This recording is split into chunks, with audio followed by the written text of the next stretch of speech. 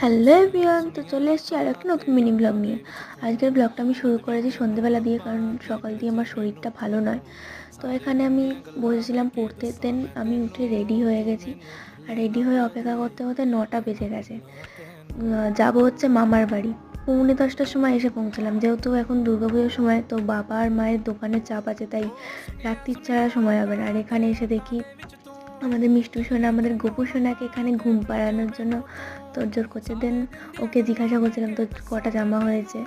তো সবাই মিলে গল্প করে খাওয়া দাওয়া করে এখন বাড়ি যাচ্ছে। আর এখন বাজে হচ্ছে 11টা। দেখো রাস্তা পুরো ফাঁকা, আর দেখো দুর্গাপুজোর লাইটিংও লাগানো হয়ে গেছে।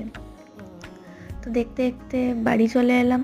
তো আজকের ভিডিওটা এতটাই, ভালো লাগলে অবশ্যই কমেন্টে জানাবে, আর আমার চ্যানেলটাকে সাবস্ক্রাইব করতে ভুলবে না।